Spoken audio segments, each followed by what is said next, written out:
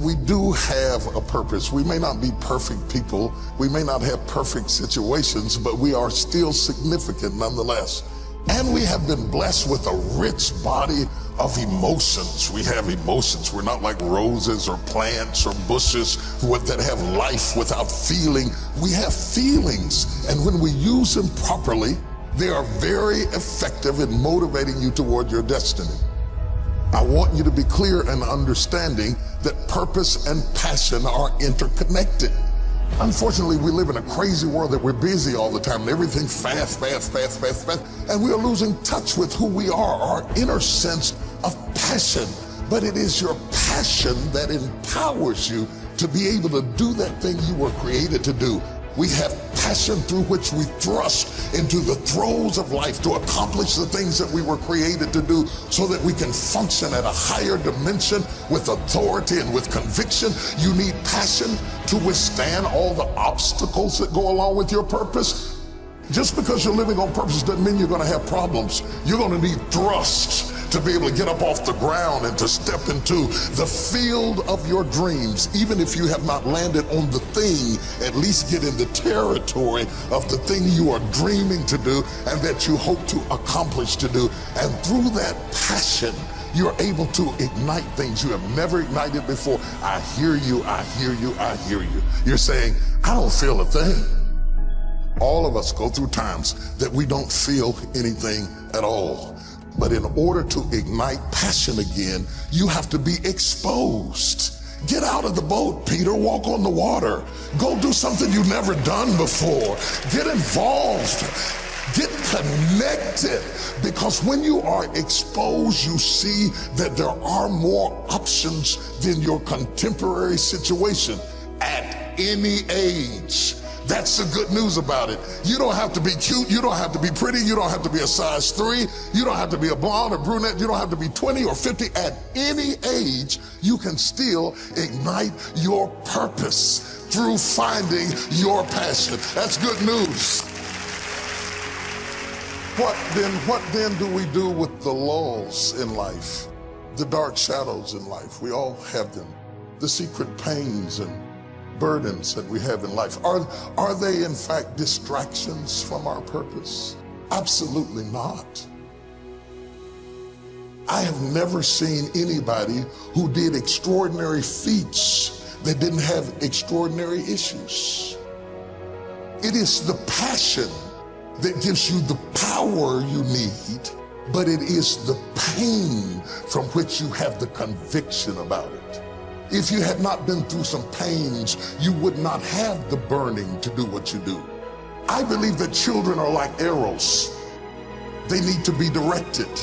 You aim them at the thing you want them to hit, but you don't push an arrow, you pull it away from it.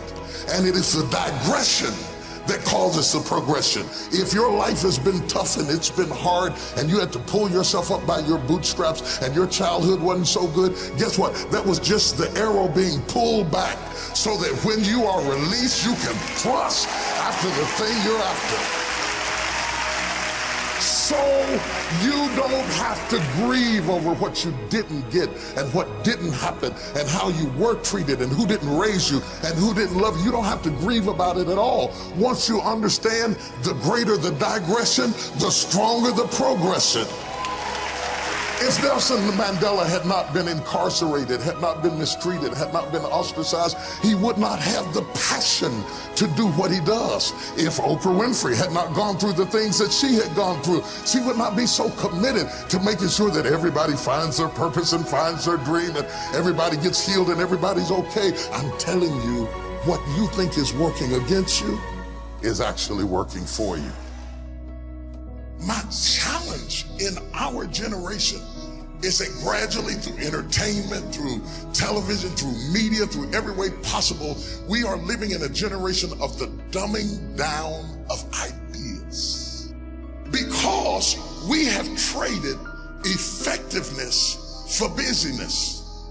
Statistics say we are busier than any other generation we have seen in the last 300 to 400 years. We are so busy. We are busier than a one-arm wallpaper hanger. We're just busy. We are just as busy as we can be, and we think because we're busy, we're effective. But I want you to challenge your schedule for a minute and ask yourself, are you really being effective? Or is your life cluttered with all kinds of stuff that demands you and drains you and taxes you and stops you from being your highest and best self? And are you substituting busyness and all the chaos that goes along with busyness from being effective? Let me tell you, a bunch of scientists got together and they began to do some research, and they begin to determine that 80% of the things we do are busy things that we do in an area that is not effective, that the average person only spends 20% of their time doing the thing that they are really gifted at, created at, passionate about, excited to do, and the rest of it is all the dismal, dumb stuff that we all have to do in order to survive. Just crazy stuff that we're doing. Wonder what would happen if we would go from doing 80% of things that are busy but not effective and 20% of the things that are really effective if we would switch those numbers around and only give 20% of our time to the things that we have to do and 80% of our time to the thing that we were created to do. Wonder what would happen to your life. Now think about it a minute. There's a lot of things you could take from me and I could make it. You could take my suit, I got another one. You could take my car, I could get another one. You could take my house, I could get another house. But when you take my time, you have taken something from me that is totally irreplaceable. We take all kind of classes for money management.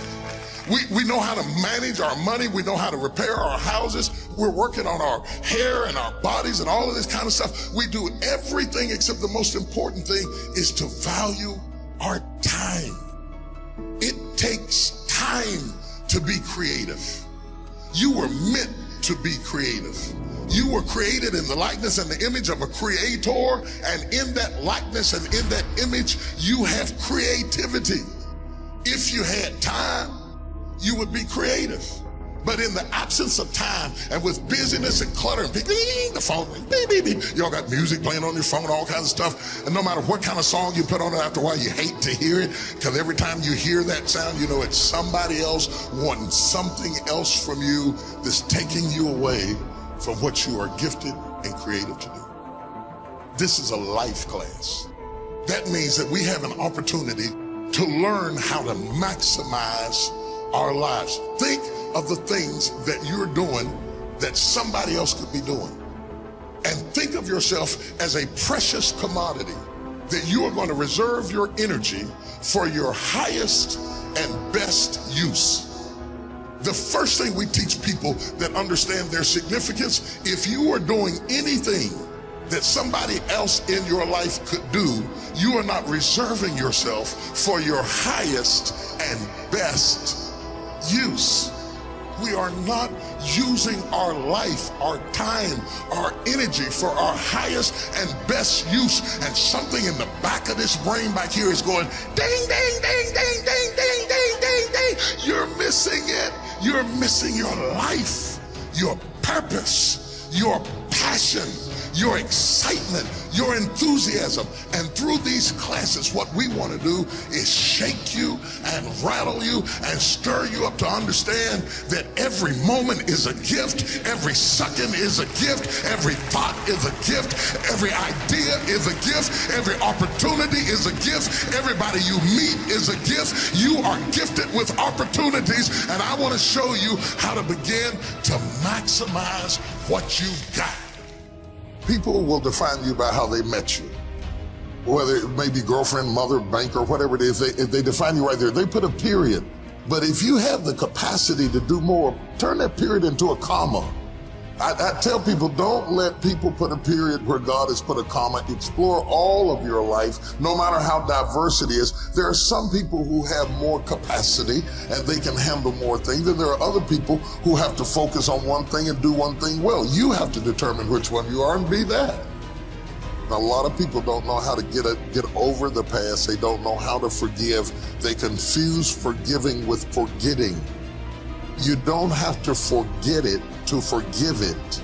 They need to also realize that forgiveness is a gift you give yourself.